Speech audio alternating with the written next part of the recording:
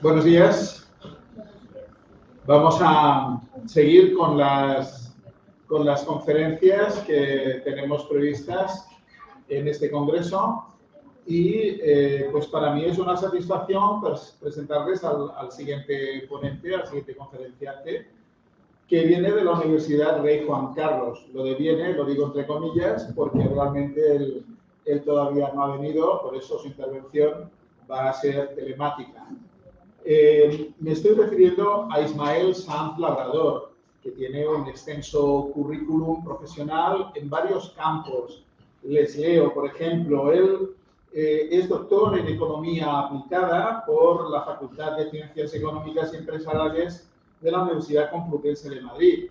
Es premio extraordinario de tesis doctoral en 2007 por esta Facultad de Ciencias Económicas y Empresariales. Actualmente es profesor titular del Departamento de Economía Aplicada 1, son varios departamentos, de la Universidad Rey Juan Carlos. Pero en su currículum pues cuenta con una serie de éxitos profesionales. El último pues ha sido director general de Innovación, Becas y Ayudas de la Consejería de Educación de la Comunidad de Madrid.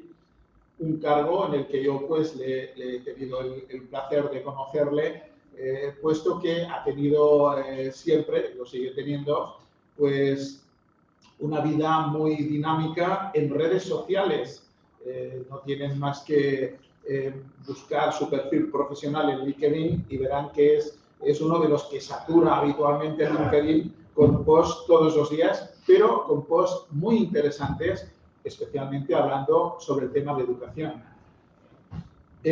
Ha sido director del Instituto Nacional de Evaluación Educativa, el INE, del Ministerio de Educación, Cultura y Deporte, y ha sido chair del Strategic Development Group de PISA en la OCDE, por lo cual tiene pues precisamente esa experiencia que es necesaria tener para hablar de educación con propiedad, con absoluta propiedad, porque él ha manejado estadísticas de la OCDE, las estadísticas de PISA, que son unas de las más referenciables por las que nosotros los profesores pues nos guiamos muchas veces para hacer artículos científicos. Ha realizado cursos de ampliación de estudios y estancias de investigación en la Universidad de California, Santa Bárbara, Victoria University of Wellington, en Nueva Zelanda, Departamento del Tesoro de Nueva Zelanda, University of Otago, en Dunedin, Nueva Zelanda, Australian National University, la Kennedy School of Government en Harvard o la Universidad de Nottingham. Es autor de artículos en revistas de investigación extranjera como Economical Journal, Oxford Bulletin of Economics and Statistics, Scandinavian Journal of Economics, Canadian Journal of Economics, European Journal of Political Economy, Public Choice of ETHA Journal of Labor Studies. Tiene unos cuantos quinquenios y sexenios de investigación, pertenece a dos grupos de investigación, uno de estudio y evaluación de políticas económicas de la Universidad Rey Juan Carlos y otro en un grupo de innovación docente de economía también de la URJC, que es el acrónimo de la Universidad Rey Juan Carlos.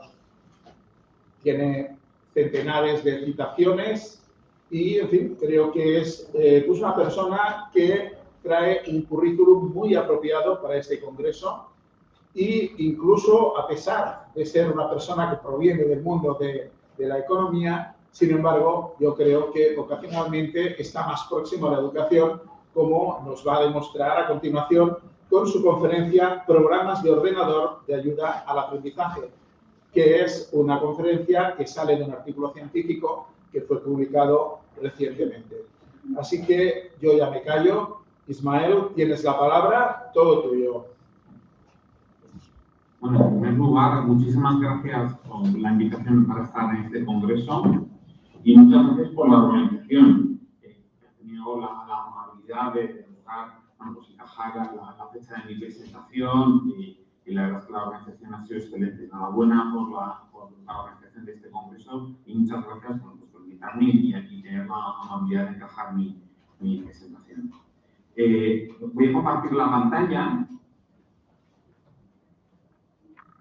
y esta es la presentación que voy a realizar. La tienen ahí, programas de ordenador de ayuda al aprendizaje.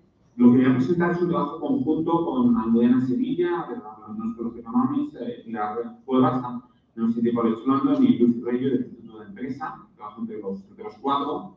Se ha publicado la primera parte, digamos, un análisis más descriptivo recientemente, y estamos trabajando en la parte más causal del estudio y que bueno, les voy a comentar, ¿no?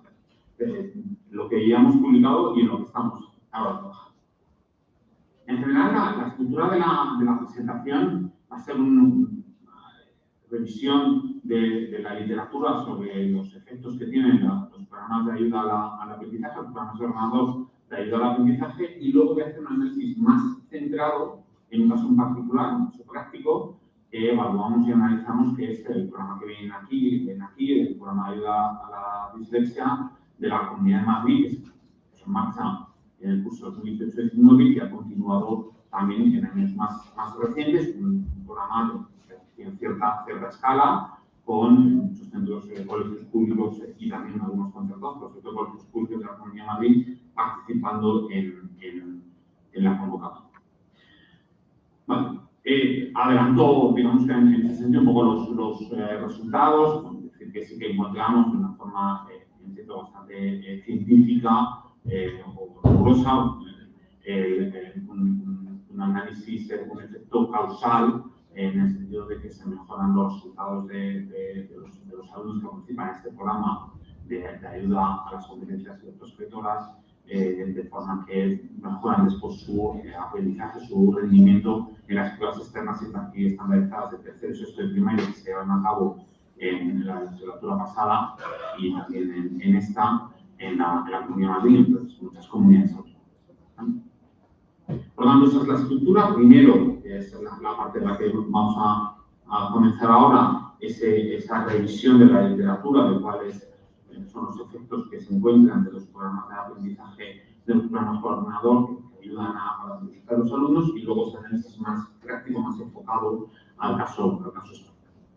Bueno, hemos trabajado con el artículo que ven ahí de Time Journal of Literature, que es una revista de investigación muy fuerte, en donde un grupo de investigación liderado por María Escuela, una profesora de Columbia, de la Universidad de Columbia en Nueva York, pues hace una revisión de la literatura que nos ha servido para ver hasta dónde estaba el estado del arte en ese momento, en este ámbito, y cuál podría ser nuestra contribución con nuestro ámbito.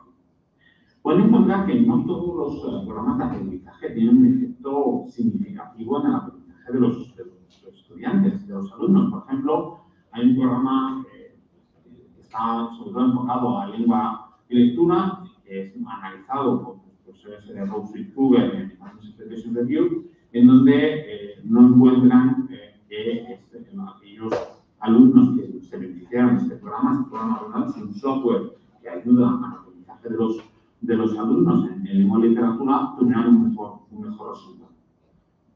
También es en la misma conclusión que encuentra Susan Linares, una profesora de la Universidad de Michigan, en donde hace un análisis muy exhaustivo de varios software de matemáticas y de lectura para alumnos, en el caso de estudiantes de Estados Unidos, y tampoco encuentra que haya ningún impacto significativo. Esto es importante porque muchas veces, lo comentaré después, hay muchas medidas educativas que no tienen ningún efecto. Y quizás eso se desconoce.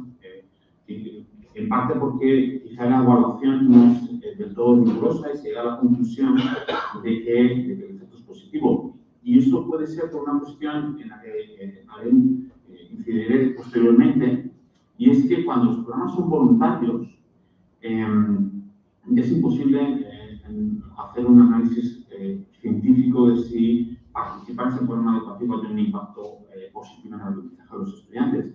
Porque al ser voluntario, lo que puede estar ocurriendo es que los alumnos, los estudiantes, centros educativos que participan en ese programa después tienen un mejor resultado, pero puede ser que ese mejor resultado en las externas estandarizadas, por ejemplo, se deba a la mejor predisposición inicial que al programa en sí. Es decir, que hay un sesgo de selección, que aquellos estudiantes, aquellos docentes, aquellos equipos directivos, aquellos centros educativos que han participado en el programa, de por sí, por participar en ese programa, por querer participar en esa convocatoria, bueno, pues van a tener, tienen una mejor predisposición, tienen una mayor motivación, están más preocupados por aprender, están más preocupados por mejorar, están pendientes de convocatorias que se producen, de oportunidades de nuevos programas y, por lo tanto, a lo mejor mejoran después los resultados, pero no es por el programa, sino por esa mejor predisposición que tienen inicialmente. En este tipo de análisis que estaban ustedes viendo, no tenemos ese problema de selección porque estos análisis que he resumido aquí son, basándome en el trabajo de Maya Escueta, son experimentos aleatorios controlados. Experimentos aleatorios controlados en los que hay un grupo de tratamiento, hay un grupo de control y que han sido sorteados. Es decir, que la asignación ha sido absolutamente aleatoria y dentro de todas las personas que querían participar en ese programa, la mitad han sido elegidos de forma aleatoriamente para que sí que participen y la otra mitad que querían participar, el sorteo ha determinado que no iban a participar. Y después continúas contrastando los resultados posteriores de los que han participado en este programa con los que han participado en esa oportunidad, en ese programa, para ver si hay diferencias en los resultados. Pero ya, si hay diferencias en los resultados, sí que es por el programa en sí, no por la predisposición previa, porque la predisposición previa era la misma, todos querían participar. Por tanto, se conocen un número de investigaciones, randomized control trials, experimentos aleatorios y controlados, que en el fondo es una forma de evaluar políticas públicas, también de educación, traída de la medicina y que evita ese sesgo de selección. Y estos trabajos, los 5 trabajos que hay aquí de educación utilizando experimentos aleatorios, 4 no encuentran ningún impacto para programas de ordenador, software de ayuda al aprendizaje de los estudiantes. Y es clave porque en general, muchas unidades educativas, no solo en el ámbito del apoyo de software al aprendizaje de los alumnos, muchas medidas educativas en realidad no tienen impacto, o si lo tienen, no tienen en el corto plazo y no en el medio. Tienen aquí artículos publicados en investigación muy potentes, en Arrojos, por ejemplo, también de Columbia, en Nueva York, pues, han evaluado los programas que puedan ver ahí y que, excepto el de 2009 de Barro et al., en la Administración de Journal, sí que encuentra un efecto del 17% de la situación estándar de este programa de aprendizaje natural interactivo asistido por el ordenador para observar que los otros 4 no encuentran ese efecto. Un 17% de la educación estándar es más o menos la mitad de lo que se aprende en un curso. Un trabajo de Hanusek de la Universidad de Stanford muestra que en general, y Ludwig Weissman del CSICO de Múnich, muestran que los estudiantes aprenden en un curso escolar, depende después del nivel educativo, del año, pero en promedio, normalmente 33-34% de la educación estándar, por lo tanto el 17% es equivalente al alumno que tendría en un curso educativo, por lo tanto aquí sí que se encuentra un efecto significativo de este programa en particular, pero no de los. Me voy a estudios más recientes, estudios contribución nuestra, elaboración propia, por eso ponemos, porque esto ya no está basado en la revisión de la literatura de Maya Escueta, del grupo de investigación liderado por Maya Escueta. Bueno, ven ahí el título, artículos que analizan el aprendizaje asistido por ordenador después del desarrollo de Maya Escueta. Bueno, pues estos 2 artículos publicados en revistas de investigación importantes, Journal of Behavioral Economics y International Human Capital, sí que encuentran un efecto significativo de 2 programas en concreto aplicados tanto en el primero de ellos en El Salvador y el segundo en Brasil. Aquí es importante porque estos 2 estudios, aparte de que son más recientes, también utilizan la técnica de experimento aleatorio. Estos 2 estudios analizan si el impacto del software es positivo en comparación a si estos estudiantes no reciben el apoyo, no reciben la comunidad trabajar en estos programas en estos programas, que un software les ayuda en la aprendizaje de matemáticas o lengua, que son las dos áreas que más se han estudiado, por supuesto, hay muchos programas de competencias que son igualmente importantes, pero es muy importante también contrastar si ese open software es, si de tener un efecto positivo en el aprendizaje de los alumnos, ese impacto es igual, inferior o superior al de esa instrucción por parte del profesor o del profesor. Es decir, aquí no nos están contestando con los estudios anteriores si el software mejora el aprendizaje del estudiante o no, sino nos están analizando también si la ayuda del software, un software hace que los alumnos aprendan lo mismo que hubieran aprendido, dedicando el mismo tiempo, pero teniendo una profesora o un profesor interesante. Lo cual es muy interesante, porque ya digamos que son más precisos, ¿no? Es como funciona la investigación, cada vez va mejorando más y se va buscando más precisión. Bueno, la conclusión es interesante porque para nosotros docentes nos está diciendo si un software en alguna manera puede sustituir una parte de nuestro trabajo, ¿no?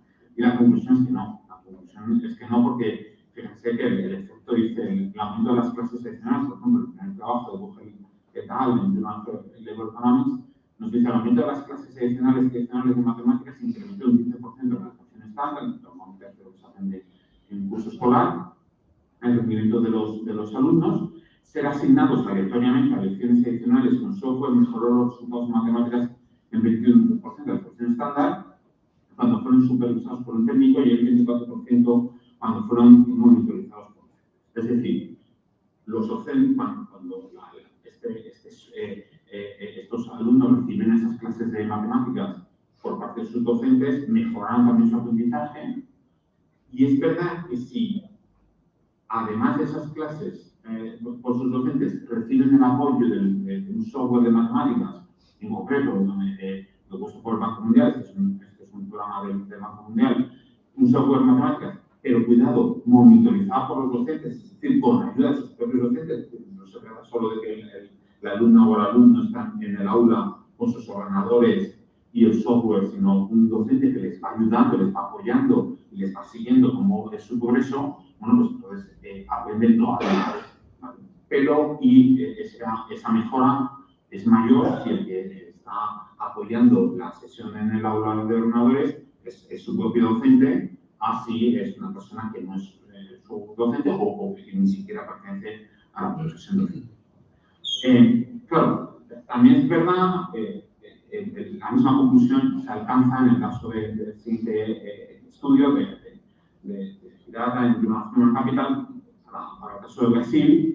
Fijaros que aquí los alumnos de primer, segundo y tercer grado de primaria que usaban el software aumentaron sus puntuaciones en una prueba de matemáticas en 56% de la educación estándar, aunque es verdad, y esto ocurre en muchas medidas educativas, que cuando vuelve a hacer un test de matemáticas, una prueba de matemáticas, un año más tarde de este programa, observa que todavía los alumnos que aleatoriamente han recibido este apoyo del software de matemáticas siguen viendo mejores resultados que los que no reciben ese apoyo del software de matemáticas, pero que ese efecto en parte se diluye, ¿no? Que solo queda un tercio del efecto inicial del programa, que es muy habitual, que no está diciendo, claro, uno puede decir, o sea, nos está diciendo hoy es que muchas medidas educativas o no tienen impacto o de tenerlo se diluyen en el tiempo, pues que conclusión más negativa, ¿no? Pues, más desmotivadora. No, no estoy diciendo esto, lo que estoy diciendo es que algunas medidas educativas no tienen impacto y no se evalúan, digamos, rigurosamente. Si se evaluasen de forma científica, se comprobaría que no tiene efecto en el aprendizaje de los alumnos.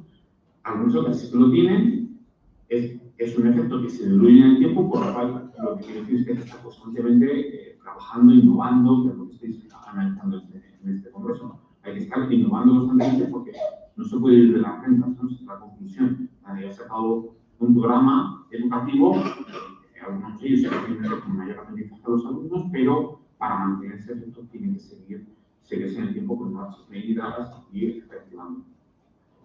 Bueno, bien, una vez que hemos hecho ese panorama general, pues la conclusión que se ha hecho, los software sí que tienen efectos, otros no.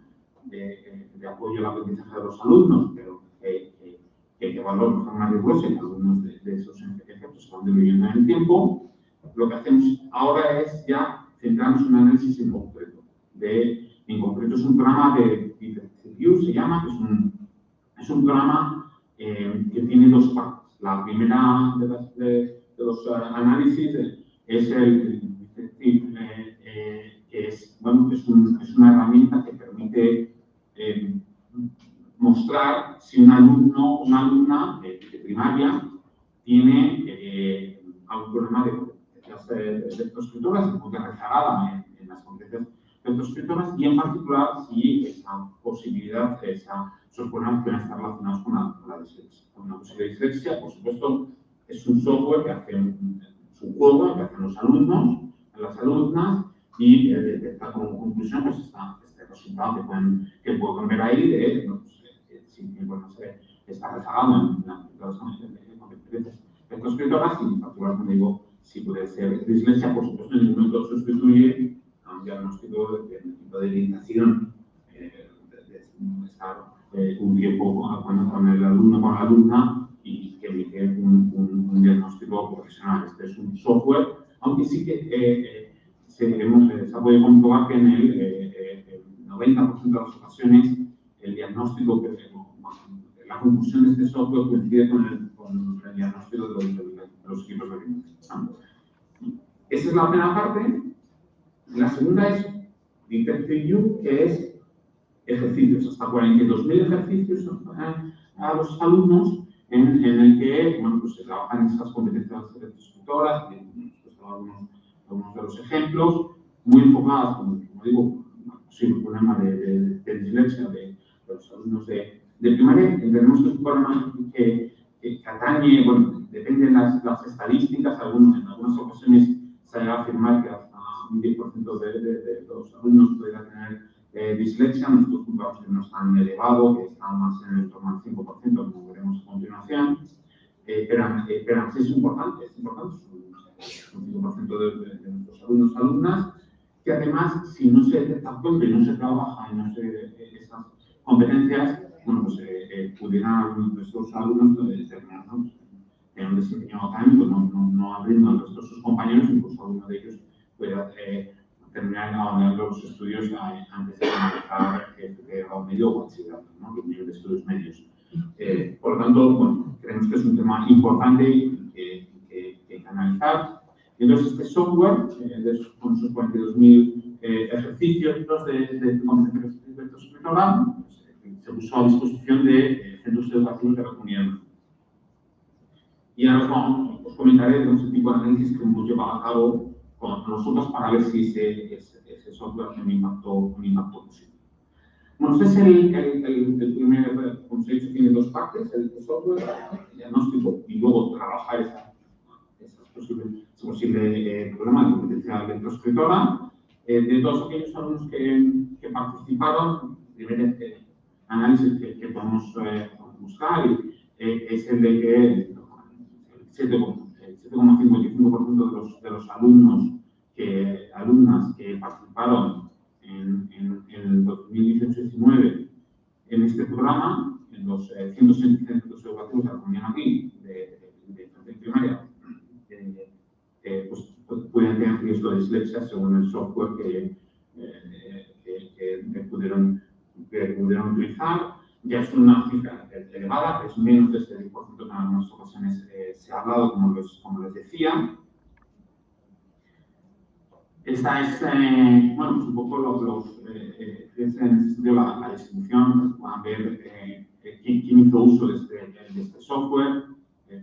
Sobre todo estaba destinado pues, a alumnos de primaria y se empezó a utilizar sobre todo a alumnos de primaria, pero los alumnos de primaria lo utilizaban, pero sobre todo lo emplea de estudiantes, alumnos y alumnas desde segundo de primaria hasta sexto de primaria. Hay algunos alumnas y alumnos de la ESO que también lo utilizan, sobre todo en CEIPS, en colegios de educación social y primaria, que también tienen eso, que hay algunos de saber de algunos en la Comunidad de Madrid, centros públicos que tienen infantil primaria y hasta cuarto de la ESO, ¿no? por ejemplo, hay un jefe de Santo Domingo que es muy conocido, empieza a ver ya, entonces, en ese tipo de centros, bueno, pues algunos alumnos de la ESO utilizaron también este software. Fíjense que aquí lo que tenemos es, bueno, pues por niveles educativos, la ocupación de alumnos con riesgo de dislexia, por género y nivel en el curso. Pueden ver, y esto es importante, que me fijan en dos cuestiones. Primero, la evolución por curso. Desde primero hasta sexto de primaria, hay una proporción de alumnos y alumnas que pueden tener riesgo de dislexia que es decreciente. Por lo tanto, eso nos está indicando que los que en primero y segundo de primaria, incluso en tercero, bueno, pues al final de ese diagnóstico, de ese software, pudieran tener un problema de dislexia, en realidad no es un problema de dislexia, es un problema que están retrasados de estas escritoras, pero luego ya en cuarto, quinto y sexto de primaria se van recuperando y alcanzan al del resto de sus compañeros. Por lo tanto, no sería tanto un problema, digamos, de dislexia. Sí que decir de todas formas que esto no es un panel, o sea, no hemos seguido a los mismos alumnos en el tiempo. Es una foto fija de 18-19. Lo estoy interpretando como que a los alumnos que se han evaluado en sexto primaria es 5 años más tarde de cuando se les evaluó en primero de primaria. No es verdad, son distintos alumnos. Este es el resultado de 18-19, que estaban en primero de primaria, estaban en primero de primaria, que estaban en sexto de primaria, estaban en sexto de primaria, pero eso no es un panel que se ha ido siguiendo a los mismos alumnos durante el tiempo.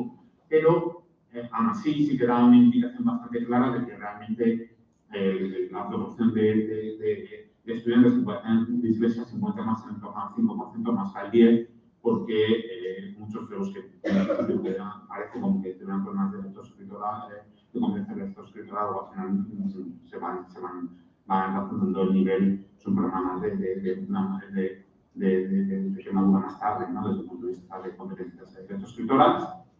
Y el segundo aspecto que sorprende mucho de este gráfico, y estamos analizándolo, es que el diagnóstico es mayor diagnóstico de posibles riesgos de dislexia en el caso de alumnas que de alumnos, cuando los datos oficiales del Ministerio de Educación van en sentido contrario. Es decir, cuando vamos a los datos oficiales, sabes que todos los años publica el Ministerio de Educación datos de alumnos con necesidades especiales, en general, alumnos con necesidades de apoyo específico, porque los alumnos con dislexia no están dentro de la clasificación de alumnos con necesidades educativas especiales, que sí dentro de la clasificación de alumnos con necesidades de apoyo específico. Y cuando vas, no hay una categoría exactamente para dislexia, pero hay una categoría en la que está dislexia, discalculia, varios aspectos más, y ahí la proporción es justo al revés. O sea, 2/3 de los alumnos que tienen, según el Ministerio de Educación, con diagnóstico del grupo de orientación oficial a nivel de todo el país, no solo de la Comunidad de Madrid, 2/3, al menos 2/3, estamos, muchos más alumnos tienen, chicos, tienen diagnóstico de dislexia, discalculia, y un tercio de alumnas. Y a nosotros, sin embargo, nos sale justo lo contrario. Y son esos ámbitos que queremos investigar en el futuro, porque, insisto,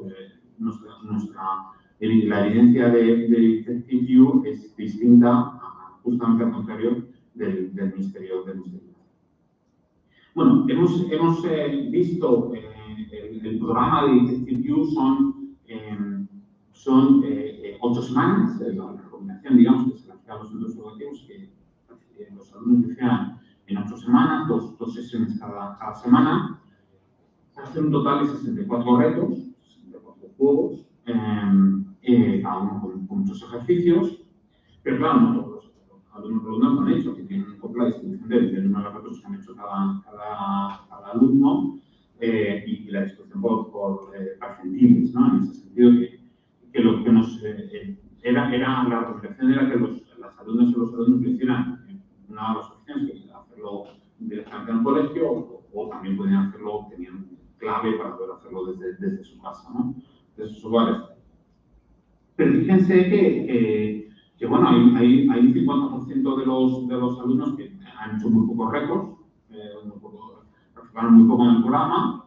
El percentil 75 había hecho como mínimo 21 retos, el percentil 90 había hecho como mínimo 53 retos, pero frente a un 95, que son un 5% de los alumnos, había hecho como mínimo 77 retos, aunque el comunicado eran 64, y bueno, hay un 1% que le gustó mucho el programa y hizo más de 159 retos o poco más, ¿no? ¿Vale? Pero eso no significa que hay un 50% que tampoco, de los alumnos y alumnas que tampoco hicieran muchos retos, ¿no? Y es importante conocer hasta qué punto se lleva a cabo, se implementó este programa. Aquí mostramos algunos de los resultados de los informes de evaluación que se proporcionan a los estudiantes.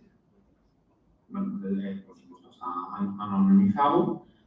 Como se pueden imaginar, entonces, lo que pueden ver es en azul, digamos, el proceso del estudiante que está participando, está haciendo este programa. En gris pueden ver la medida de su edad, de los alumnos de su edad, y efectividad es la tasa de aciertos sobre el total de retos que tienen, y se van proporcionando los resultados por distintas dimensiones.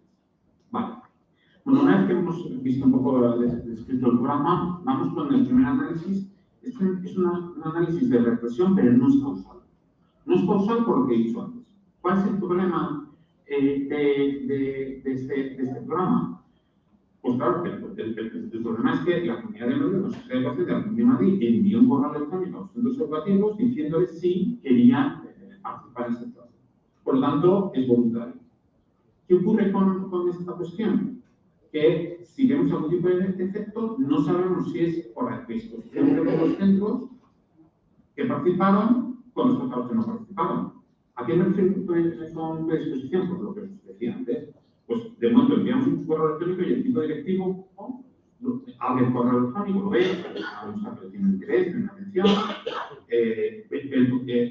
esa oportunidad y a pesar de todo el trabajo y de todos sus públicos en su inmensa mayoría, tienen muchas carga de trabajo, bueno, pues aún así deciden participar. El directivo y los docentes del centro pues, tienen interés, no les importa asumir más carga de trabajo para intentar mejorar la aprendizaje de sus alumnos y sus alumnas. El claustro aceptó participar en el programa, se está diciendo que es un centro que está interesado, motivado, que tiene ganas de mejorar, de las opciones que se ofrecen. Entonces, claro, ya no sabes, hay un sesgo de selección, porque ya no sabes si la mejora que observamos, que de hecho efectivamente la observamos, es por la predisposición previa de esos centros, porque son centros que tienen muchas ganas de mejorar y hacer cosas, o por software en sí. O sea, puede ser simplemente que hubieran mejorado lo mismo sin que hubieran participado en este programa.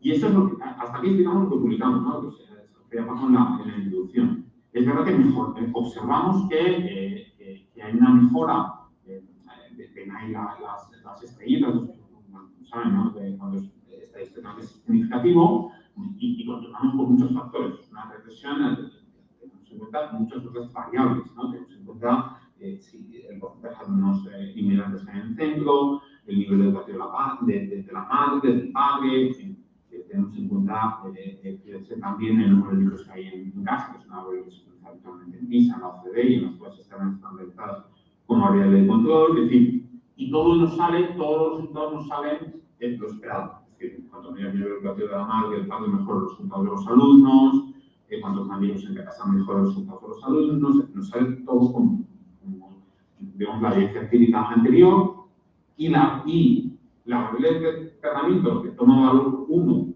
si el alumno o la alumna está en uno de los centros educativos que participó en Detective View, y 0 en caso de que el alumno o la alumna esté en un centro educativo que no participó en este. Entonces, y lo que encontramos es un efecto positivo y significativo, sobre todo en lengua y en inglés, que es un programa destinado a competencia lectoescritora, es lo que tiene más sentido, ¿no? También es verdad que se ha dicho en otras ocasiones que, por ejemplo, el programa bilingüe de la Comunidad de Madrid, estudiar algunas asignaturas de inglés puede suponer un problema para los alumnos que puedan tener problemas incluso en su propia lengua, y la defensa puede ser uno de ellos. Tiene sentido que encontremos que hay un efecto positivo tanto en además un efecto razonable, el 4% de la selección estándar, o sea, es decir, nos buscar una cosa que es plausible, ¿no? No un efecto que digas, estamos exagerando, porque por ejemplo la educación estándar en el caso de lenguas de las alumnas, un 7% en el caso de inglés, un 1,6% en el caso de los alumnos en inglés, es decir, estaríamos hablando de fijaros en torno a aprender que vamos a aprender un mes de clase, ¿no? Por lo tanto, parece un efecto razonable. Pero no podemos decir que es causal, solo podemos decir que hay correlación. Como sabéis, la correlación es muy causal. Lo que podemos decir hasta ahí es los alumnas que están en Detective View tuvieron mejores resultados que los alumnos que no participaron en Detective View. Ahora, ¿es por Detective View? Pues no. Igual es por, como os decía, porque están en centros que están más motivados. Y aunque no hubieran participado en Detective View, hubieran tenido esos mejores resultados que los demás en cualquier caso. ¿Vale? ¿En qué estamos trabajando ahora? Y esto es un poco. Lo que estamos trabajando ahora en Sevilla, en las cuevas, como Rey y yo, es intentar ver si hay causalidad. ¿Cómo lo podemos hacer? Es difícil cuando hay voluntariedad, cuando el programa ha sido, que han participado y no ha sido aleatorio, ¿no? Inclusive uno dentro de aquellos que han participado, ¿no? Lo que hemos hecho es, hemos aprovechado que ha habido más convocatorias de Detective View, las pueden ver ahí en los años siguientes, y entonces lo que vamos a hacer es comparar a los centros que participaron en el 18-19 con los centros que participaron en Detective View en otras convocatorias, asumiendo que la motivación, la predisposición breve, es similar. O sea, estamos asumiendo, por ejemplo, cuando comparamos a los que nuestro grupo de tratamiento es los que participan en 18-19 y uno de los grupos de controles, los centros educativos que participaron en la primaria, que participaban en este programa en 29.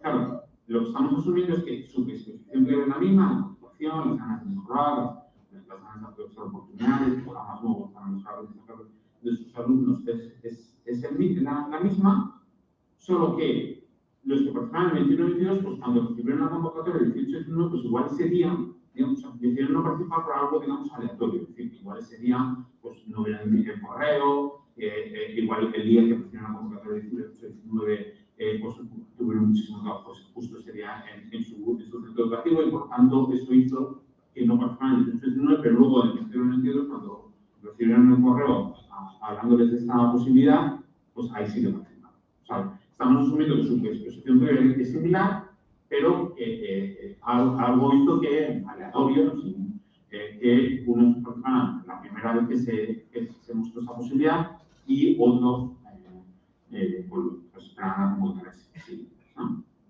También el grupo de piloto del 17.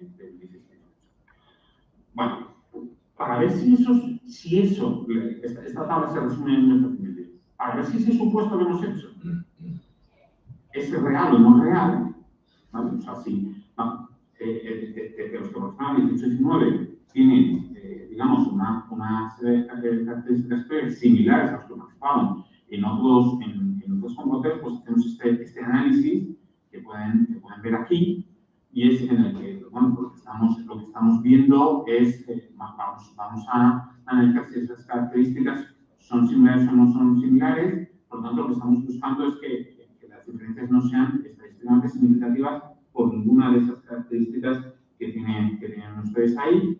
Y lo que vemos en general es que en muchas variables no hay diferencias significativas, pero en otras sí. Hay algunas variables que son características de los centros que participan en 18-19 que diferencian de los que participaron en convocatorias futuras. Eso va en nuestra contra, pero siempre es bueno reconocerlo en la investigación. Pero oye, hay que tener, o sea, son más similares los centros que participaron en la convocatoria de 18-19 a los que participaron en otras convocatorias. Son más similares entre sí que los que no han participado nunca, por lo cual parte del sesgo de selección sí que lo eliminamos, pero no lo eliminamos del todo porque los 18-19 parece que tienen, digamos, unas características un poco más positivas que los que participaron en otros años y se reconoce porque eso puede, digamos, restarle fuerza al resultado que tenemos. Y el resultado que encontramos es el que ven aquí. Aquí, insisto, estamos comparando no los centros que participaron en 18-19 con todos los demás centros, sino los centros que participaron en 18-19 porque participaron en otras Y lo que podemos ver es un efecto positivo en torno al 10% de la descripción de la descripción estándar, un efecto incluso más positivo que el que veíamos anteriormente cuando veíamos la correlación, un efecto positivo, que es la parte que ven en el A, ¿no? En el panel A, en el panel B lo que vemos es la intensidad, es decir, seguimos trabajando a ver si encontramos evidencia de que realmente es por detective y no por otras exposiciones, por el programa que estamos evaluando. Entonces, en el panel B lo que tenemos es decirnos, vale, de entre los que sí que participan en el Interactive View, los que participaron más que los que participaron menos, los que hicieron mayor uso de este software que los que hicieron menos, tienen mejores resultados, pues también está dando evidencia que es por el Interactive View.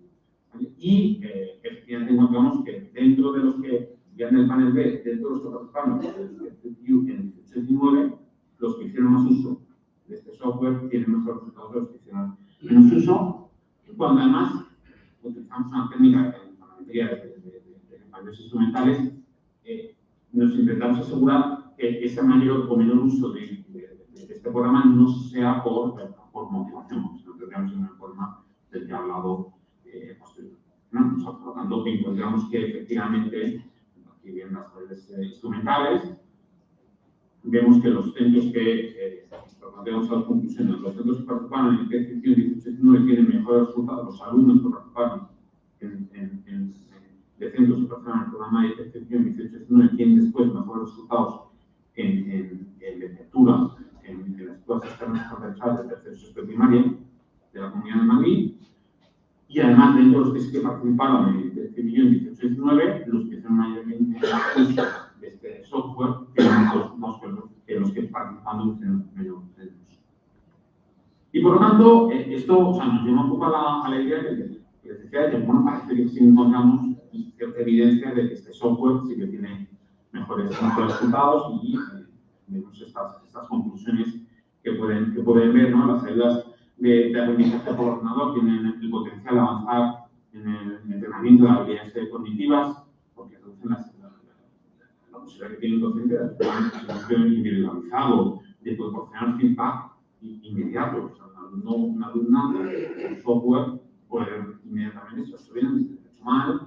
Es más, el software puede ir cada vez adaptando más sus preguntas, si es adaptativo, puede ir adaptando sus preguntas al nivel que tiene el alumno o la alumna, por lo cual se puede hacer mayor. Si el alumno o la alumna responde bien a una pregunta, se va a encontrar una pregunta más difícil a continuación, mientras que si responde, si acierta, se va a encontrar una pregunta por un nivel algo más superior a continuación. Por lo tanto, va a ir aprendiendo más porque se va adaptando el software a su aprendizaje, cada vez va recibiendo feedback. Y lo que hacemos el software, si que tiene una competencia en la que nos falla, puede insistir en esa competencia en mayor medida, que es algo que un docente no puede ayudar, ¿no? Claro, lo que hay que hacer es contrastar si ese software proporciona más aprendizaje que el que hubiera adquirido el alumno en el mismo tiempo que en un docente, sin el uso del software, ¿no? Y encontramos que, sobre todo, si es con apoyo de los docentes, sí, realmente es una herramienta complementaria a las instrucciones por parte de los profesores. Nos queda investigar si ese efecto permanece en el medio y largo plazo, es un impacto solo inicial, que sería importante ver en la medida en la que se va diluyendo, que es lo que ocurre con la mayoría de los programas educativos, y bueno, es un área que realmente pues, es interesante seguir investigando porque puede tener un efecto muy importante para el aprendizaje de los estudiantes. Es decir, que es un área que se está investigando con mucha intensidad en el área de economía de la educación. Por ejemplo, desde aquí un post en un blog que es muy conocido, Nada es Gratis, es un blog gratuito, se llama Nada es Gratis, pero este blog sí que es gratuito, Nada es Gratis, donde publican investigadores de economía y en algunas ocasiones es economía de la educación. Suelen publicar, no siempre en metodologías, se publica de todo, ¿no? De ámbitos de economía, pero también de economía de la educación, y suelen ser investigadores muy fuertes en general, de ellos han realizado el doctorado en universidades del Reino Unido o Estados Unidos. Y, por ejemplo, uno de los últimos, que este es del 16 de noviembre, hace 3 meses, bueno, la tecnología en las aulas, cómo impacta en el rendimiento académico. Es un post muy rápido, pero que en el fondo es el reflejo de una investigación realmente de gran nivel. Y una de las conclusiones que tiene, y por eso me parece interesante verlo aquí en esta presentación, a modo de colofón de final de la presentación, es bueno, que el uso, aquí se basa en datos de la OCDE, de PISA, como decía inicialmente, que la relación entre el uso de la tecnología y los resultados académicos de los estudiantes tiene una forma de un invertido, ¿no? Es decir, al principio, un mayor uso de las tecnologías de la educación, de las TIC en las aulas, proporcionan mejores resultados. Pueden ver, por ejemplo, en la parte de arriba, con matemáticas en el eje vertical, el uso que se hace de las TIC en las aulas en el eje horizontal, y los resultados de España, Finlandia, de Estonia. Estonia, porque es uno de los países, el país ahora que digamos, ha relevado a Finlandia como ejemplo a seguir con los mejores resultados en PISA, y que además hace un uso muy intensivo de las TIC. Bueno, pues al principio, cuanto más, cuando partes de niveles de uso de las TIC en las aulas bajo, un incremento de este uso tiene proporcionar mejores aprendizajes a los alumnos, hasta que llega un umbral medio de uso de las TIC, a partir del cual ya incrementos adicionales de uso de las TIC en las aulas nos proporcionan mejores aprendizajes, incluso cuando ya tienes un nivel muy elevado de uso de las TIC en las aulas, incrementarlo puede empezar a ser más perjudicial, esa forma de invertida que les decía, que hay un umbral que es, a partir del cual más uso de las TIC en las aulas sí que puede empezar a ser perjudicial, pero que al inicio sí que tiene un impacto positivo. Lo mismo ocurre, como pueden ver, con ciencias, de ciencias, y también con los de lectura, ¿no? Como pueden ver en la parte de abajo, y para los países, digamos, con buenos resultados, España, muy interesante, PISA 2018, nosotros en lectura o algunos problemas en la aplicación de PISA, pero estamos inferiores a Estonia y Finlandia, pero que también esa U invertida se alcanza en cualquier caso con un máximo pues, en medio, ¿no? Como se decía en el término medio, esa virtud. Me parece que es un poco las conclusiones de este trabajo. Y hasta aquí, me ha encantado poder responder a cualquier pregunta que quieran realizarme.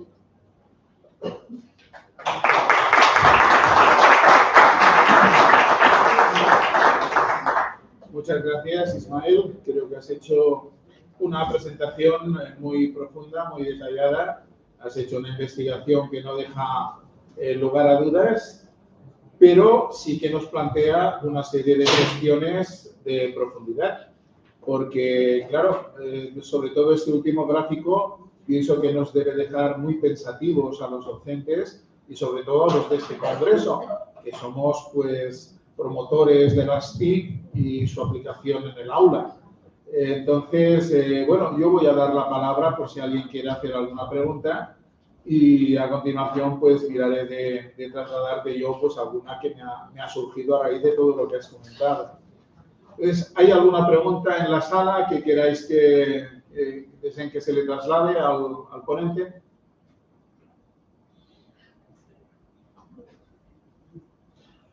Bien, supongo que irán calentando motores. Yo la cuestión, claro, pues a raíz de estos últimos gráficos, pero ya desde el inicio de la presentación, parece como que se cuestiona un poco, ya sé que no, pero parece como se cuestiona un poco la filosofía de los últimos 20 años, ¿no? Donde los profesores nos hemos volcado en el uso y la aplicación de las TIC en el aula. La administración de forma incondicional no es que se haya volcado, es que se ha tirado a la piscina y ha intentado dotar a los centros de todo tipo de tecnologías, muchas veces sin un propósito concreto, sino decir, bueno, aquí hemos de demostrar que tenemos ordenadores, que tenemos software para hacer la foto y tal. En muchas administraciones ha ocurrido esto, ¿no? Entonces, claro, con las conclusiones que que demuestras de esta investigación no es que vaya en contra del uso de la tecnología en el aula, pero sí parece que colocáis una serie de matices, ¿no? Sí, tecnología en el aula sí, pero con algunos matices que si además los conectamos con estos últimos gráficos, pues creo que los matices van a ser muy importantes porque ¿qué es un uso medio de la tecnología en el aula? ¿Qué es poco uso o qué es un uso intensivo? Porque esto, a raíz de esos gráficos, los profesores nos interesaría mucho pues saber esa graduación en qué consiste, porque los resultados son deprimentes. Es decir, un uso intensivo significa que los resultados caen por debajo de todo pronóstico. Claro, esto es muy fuerte, ¿no? Para poderlo digerir en este momento. ¿Cuáles son tus conclusiones, no del estudio científico, sino las tuyas personales sobre todo esto que estamos comentando? Sí, Paco, totalmente de acuerdo. Es decir, que, a ver, nosotros lo que estamos diciendo es que no todo vale, para asumirlo. Es decir, o sea, porque algo tenga, digamos, en marcha, de que es el TIC, en la aula, no todas las TIC mejoran el aprendizaje de los alumnos. Algunas sí, y otras o algunas formas de usar las TIC en clase sí que mejoran el aprendizaje para los alumnos y otras no. Y luego, esas son las conclusiones, y luego la siguiente es también la intensidad con la que hagas uso de esas TIC, ¿no? Y que al final tienes que ver el propósito. Sobre el uso de las TIC tienes que estar en un proyecto educativo, didáctico, pedagógico, más general, que no es usar las TIC por usarlas, sino bueno, tiene que responder a un propósito. No, o sea, nosotros lo que buscamos en ese sentido, estamos hablando de un programa que eran 2 sesiones a la semana. El software de CBU, o sea, eran dos sesiones a la semana. Y eso es lo que entiende la OCDE como un uso medio, ¿no? Es decir, o mejor dicho, más que 2 sesiones, incluso relacionados con nosotros, la intensidad sí que nos sale un efecto positivo, porque todavía no estamos por encima del umbral. O sea, al partir de 2 sesiones a la semana, no estamos en un punto en el que las TIC empiezan a tener un impacto negativo en el aprendizaje de los estudiantes, ¿no? Estamos en la fase previa en la que mayor uso sí que conduce a mejores resultados. Y por lo tanto, estamos hablando que pues, 2 días a la semana de uso de TIC en las aulas tiene un efecto todavía positivo. Lo que se refiere a la OCDE es cuando ya haces un uso, digamos, de más de 3 días a la semana. Está en la investigación, digamos, en la definición que utiliza PISA. Es verdad que el estudio de PISA es correlacional, mientras que el nuestro, la primera versión, hasta donde os comentaba, que era también correlacional, lo que estamos haciendo ahora es trabajar más causal, ¿no? O sea, sí que queremos saber si el efecto es del software o no. Y el trabajo de PISA de la OCDE es correlacional, es decir, no sabemos si podemos hacer por otras cuestiones también, si puede haber otros factores que estén mediando en esa asociación, esa conclusión. Pero parece que tiene sentido. Yo creo que en educación lo que da buenos resultados es combinar todas las tecnologías. Lo comentaba varias veces. Dice la OCDE, antes de Slide, que el responsable de educación de la OCDE, que se trata de evaluar lo que sabes y lo que sabes hacer con lo que sabes. Igual al ámbito más de la educación, son importantes los conocimientos y las competencias. En las metodologías es importante el uso de las TIC, es verdad que es el lenguaje en el que se mueven los alumnos, que por supuesto les puede hacer mucho más ameno, mucho más interesante el aprendizaje cuando uso las TIC, pero es verdad que si es un uso intensivo, al final puedes merecerlo porque eso contiene en sí lo que es que cada alumno se puede quedar con la forma y no con el fondo. Si haces un uso muy intensivo, desplazando otro tipo de metodologías que también son importantes, sobre todo inicialmente, para que los alumnos vayan asentando poco a poco el conocimiento, y luego que se emplean metodologías más novedosas, más innovadoras, que puedan permitir el asentamiento de esos conocimientos, que puedan permitir trabajar sobre qué sabes hacer con lo que sabes, las competencias y las situaciones en las que puedes utilizar esos conocimientos, para qué sirve, por qué lo estamos estudiando, conectar con otras ideas, y también trabajar ámbitos más de competencias transversales como la comunicación, resolución de problemas, es autocrítico, la creatividad, pero sobre unos conocimientos pequeños, ¿no? Y por lo tanto, uno en ese sentido también que el uso de las TIC son muy interesantes en ese ámbito, pero inicialmente quizá es importante que los alumnos tengan unos conocimientos, ¿no? Unos conocimientos y sobre todo, y esta es la conclusión, hay que evaluar las unidades educativas que se ponen en marcha, porque si no se nos evalúan.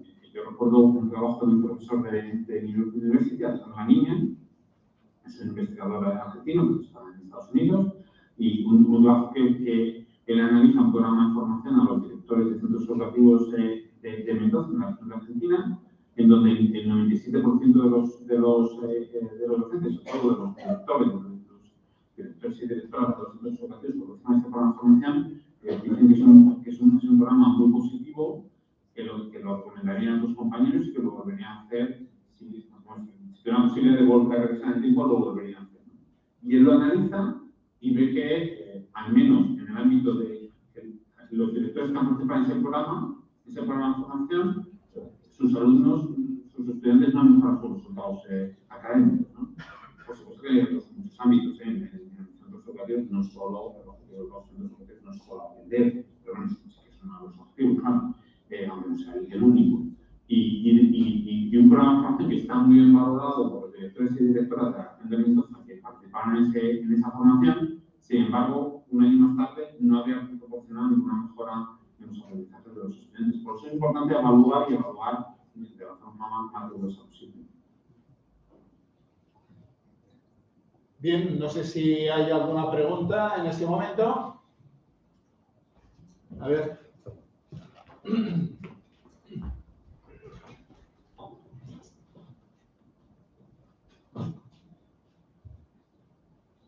Hola, buenas. Soy Daniel Sánchez de la Universidad de Valencia. Me ha resultado muy interesante el tema del sesgo de selección que has comentado que como un vicio de la gran mayoría de estudios, ¿no? El hecho de que los colegios más motivados, la gente más motivada es la que se apunta al programa y eso de entrada ya da un sesgo a los resultados de los trabajos. Y me resulta también sugestivo lo que has dicho al principio de cómo evitar esto, ¿no? Y me gustaría que comentaras un poco, los sesgos se evitan transportando las metodologías de los ensayos clínicos aleatorizados a los estudios de innovación educativa, entiendo. O sea, ¿creéis que siempre hemos de hacer esto? Asignación aleatoria, un grupo control, un grupo intervención, y que esto tiene que ser siempre así y que probablemente esto desvirtúa muchas de las conclusiones que hemos sacado de otros estudios de innovación donde tradicionalmente no hemos hecho esto. Me gustaría comentaros un poco este aspecto. Sí, muy interesante la pregunta. Efectivamente, o sea, por ejemplo, en el ámbito, digamos, de economía de la educación, sí, aunque no sea importante, pero que yo un poco preguntado. Pero si envías un artículo, digamos, en el que no has controlado el proceso de selección, no tendrás posibilidad, digamos, de publicarlo, ¿no? Porque la correlación no implica causalidad, como hemos comentado. Realmente, cada vez se empiezan a hacer más experimentos aleatorios en educación, aunque es verdad que no siempre es factible. Por cuestiones éticas y incluso por razones de costo también. El coste de hacer experimentos aleatorios no es pequeño. Pero sí que se está empezando cada vez a hacer más. Por ejemplo, hay un experimento aleatorio que ha hecho el Pastor Tazar en el ESADE, que, bueno, dentro de las personas que quisieron, de los estudiantes de quinto y sexto primaria y sus familias que querían participar en un programa de tutorías online. Cuando digo tutorías es una docente, un docente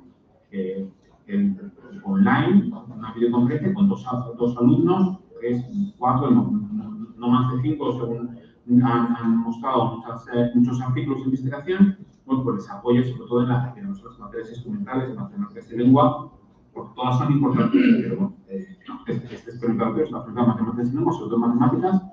Entonces, una docente, un docente apoyó a 2 alumnos que querían participar en este programa, otros alumnos que quisieron participar en este programa, aleatoriamente, participaron con grupo control, que no recibieron estas tutorías online. y han podido comprobar en el tiempo cuál es el impacto de que dentro de los alumnos y alumnas que quisieron construir tutores online de matemáticas y lengua gratuitas, unos aleatoriamente fueron asignados a algún tratamiento, reciben esas tutores online y otros queriendo no las reciben, ¿no? Y en cuanto al efecto, está hecho en la Comunidad de Madrid también, y en cuanto al efecto positivo y significativo en la aprendizaje de los alumnos y alumnas de esas tutores online, sobre todo porque, bueno, al tener ser solo dos estudiantes, en este caso eran dos estudiantes con un tutor o tutora, bueno, pues digamos que los alumnos tienen menos problemas en preguntar, en mostrar lo que realmente saben y lo que no saben, tienen mucha más familiaridad y además un apoyo más individualizado. Es decir, se empiezan a hacer experimentos aleatorios. En ese sentido, que se han hecho mucho en Italia, en Francia, en Estados Unidos se hacen muchos experimentos aleatorios y se va trayendo poco a poco a España también al mundo de la educación. Por ejemplo, un experimento aleatorio muy conocido en Estados Unidos es el de Tennessee en los años 70, en donde unos alumnos y alumnas fueron asignados aleatoriamente a clases de 25 estudiantes por profesor y otros fueron asignados a clases de 18 alumnos por profesor. Y esa base de datos ha dado lugar a miles y miles de estudios. O sea, yo creo que en algunos ámbitos sí que se puede aplicar, en otros no. Siempre existe la posibilidad, aunque tiene una parte negativa, que esto es la respuesta, y es que o sea, una posible solución para los problemas éticos que puede plantear, que nos participan en el programa y otros no, es que el grupo de control, basado en la elaboración, sea el grupo de referencia. Es decir, aquellos que quieran participar en el programa y no lo pueden hacer inicialmente porque aleatoriamente se les asigna un grupo de control y por tanto no reciben la medida educativa o el proyecto de innovación educativa correspondiente, decirles que una vez en este experimento, y hacerlo así, ellos reciban el experimento, ¿no? El tratamiento. El problema que tiene esta solución, esta solución es que entonces no puedes ver el efecto en medio largo plazo. O sea, si el grupo que ha sido inicialmente de control luego va a ser de tratamiento, ya no vas a poder ver en el grupo de tratamiento inicial, al empezar no vas a poder ver si el efecto se va diluyendo o no en el tiempo. Y si hay impacto permanente en su aprendizaje o no, porque el grupo de control ya ha recibido también el tratamiento.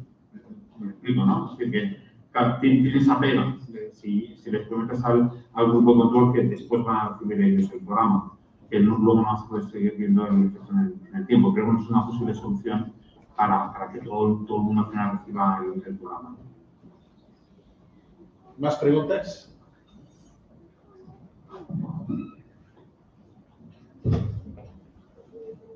Bien, yo te voy a lanzar una última pregunta y cerraremos. Y esta pregunta es por introducir una nueva variable que tú como experto en innovación, pues seguro que nos darás también pues un colorido distinto de lo que pensamos muchos, ¿no? Y la pregunta está basada en una expresión que he oído hace pues unas horas al inicio de este congreso, en la inauguración. El alma mater del congreso pues ha dicho GPT-3.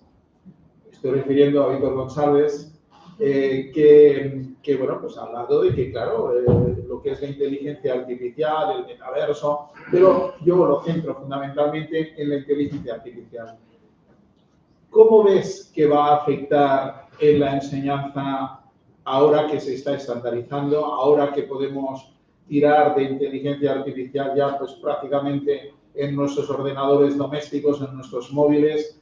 Las respuestas que da GPT-3 y otros modelos de inteligencia artificial que yo particularmente he probado son respuestas extraordinarias. Yo pues concretamente estuve con GPT-3 haciéndole un examen exhaustivo acerca de cambio climático, metiéndole todo tipo de preguntas. Bueno, me llenó pues del orden de 15 páginas respondiéndome. Eso sí, no conseguí que fuera negacionista en ningún momento. Todo eran respuestas positivas acerca del cambio climático, pero todo respuestas muy concretas, muy personalizadas a lo que yo había preguntado. Y claro, con esto pues puedes rellenar un dossier y presentarlo en cualquier trabajo que se te pida, trabajo científico, siempre que no lo verifiquen con algún programa de plagio, ¿no? Pero, claro, ante esto, que ahora indudablemente se va a trasladar a la primaria, a la secundaria, al bachillerato y a la universidad, ¿qué perspectivas tenemos? Bueno, lo iremos viendo con el tiempo. Yo digo, digamos, un poco lo que yo pienso, pero habrá que ir viendo, ¿sabes? En ese tema, ¿no? Me gusta no ser riguroso, entonces, claro, aquí cada uno sus opiniones igualmente válidas. Yo lo he probado, lo probé porque, bueno, mi hija es del Atleti y entonces tuve con ChatGPT a ver si quién iba a ganar la liga, ¿no? Pensando, bueno, era el Barça, ¿no? Porque parecía bastante obvio. Y entonces me contestó que no estaba, que primero que tenía solo hasta 2021 y que no se veía para hacer predicciones, ¿no? Y o sea, que no se mojó en quién iba a ganar la liga. Y eso que este año parece que no es muy difícil acertar. Pero efectivamente, desde luego va a ser una cuestión que vamos a tener. La tenemos el presente, por lo tanto, yo creo que es absurdo luchar contra algo que está ahí. Nosotros en la segunda vamos a hacer el uso de ChatGPT, lo vamos a aprovechar para la parte positiva que va a tener en ese sentido.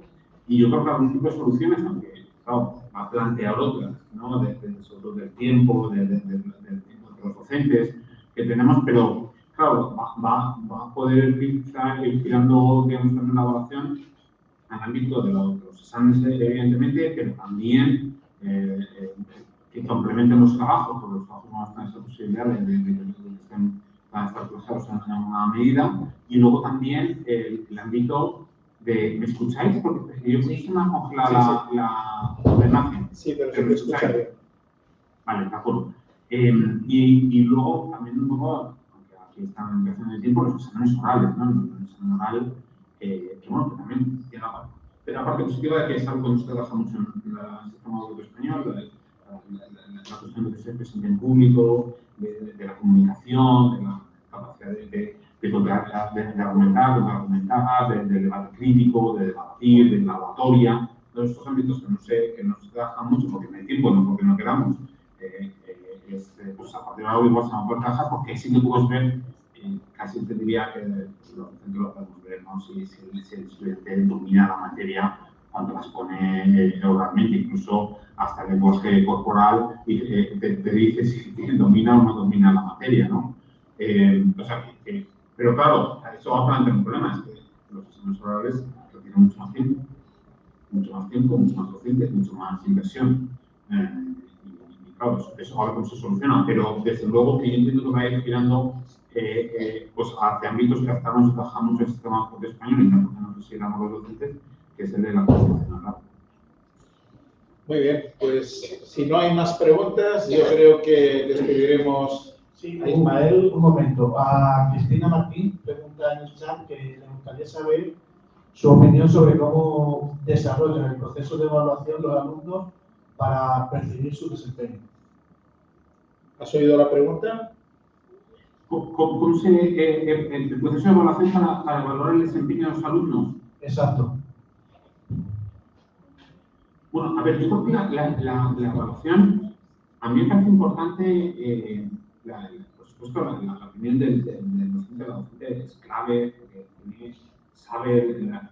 no tiene una foto de un momento determinado, con las cosas estandarizadas, pero tiene toda la evolución del alumno, conoce el contexto del estudiante, de la alumna, y por lo tanto, a mí me parece muy importante usar varios instrumentos, combinar metodologías, combinar instrumentos, combinar tipos de evaluación siempre es muy positivo, desde las rúbricas, los exámenes orales, los trabajos que decíamos y los exámenes.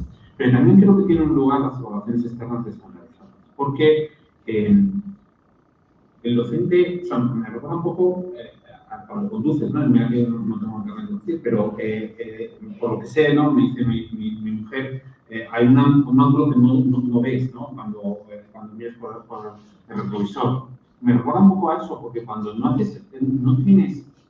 conoces el desempeño real de tus estudiantes en el contexto general del resto de clases, del resto de centros educativos, te falta información.